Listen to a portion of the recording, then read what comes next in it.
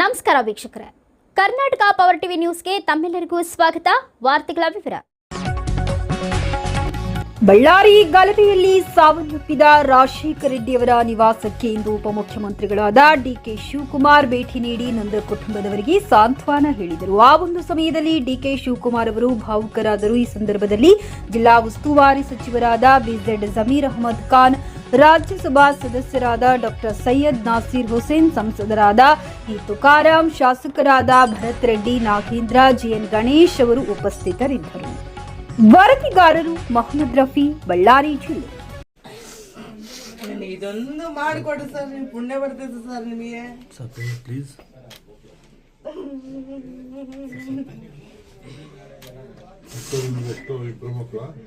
Sir ನನಗೆ ಇಬ್ರು ಗಂಡು ಮಕ್ಕಳು, ಇಬ್ರು ಹೆಣ್ಮಕ್ಳು ಸರ್. ಇವಾಗ ಆತ ದೊಡ್ಡ ಆತ ಸರ್. ಇದಾಗ ಸರ್ ಕ್ಯಾಮ್ರಾ ಬನ್ನಿ. ಜಲ್ದಿ ಹಿಡಿತಿ ಸರ್. ಅದೇ ನೋಡ್ಕೊಂತ ಅಮ್ಮ ತಮ್ಮ ಇವ್ರು ಕಾರ್ಪೊರೇಷನ್ ಕೆಲಸ ಕೊಡ್ತಾರೆ ಸರ್. ಓಕೆ, ಮಾತಾಡ್ತೀರ ಇವೆಲ್ಲ ಇದ್ದಾರೆ, ಎಲ್ಲರ ಮುಂದೆ ಬೇಡ ಮಾತಾಡ್ತೀವಿ. ನೀವು ಬಂದ್ಬಿಡಿ ಆಯ್ತು, ಸ್ವಲ್ಪ ಈ ಕಡೆ ಬರ್ರಿ, ತೊಗೊಂಡು ಹೋಗ್ಬಿಡ್ತೀವಿ.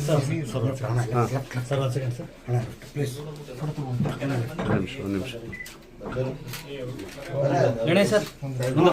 ನಿಮಿಷ ಈ ಕಡೆ ಒಂದು ನಿಮಿಷ.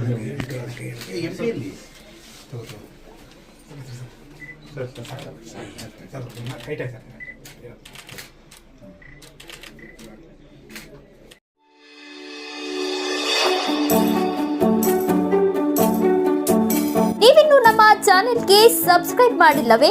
ಹಾಗಿದ್ರೆ ತಡಬೇಕೆ? ಹಿಂದೆ ಸಬ್ಸ್ಕ್ರೈಬ್ ಮಾಡಿ, ಬೆಲ್ ಐಕಾನ್ ಪ್ರೆಸ್ ಮಾಡಿ, ಶೇರ್ ಮಾಡಿ, ಕಮೆಂಟ್ ಮಾಡಿ.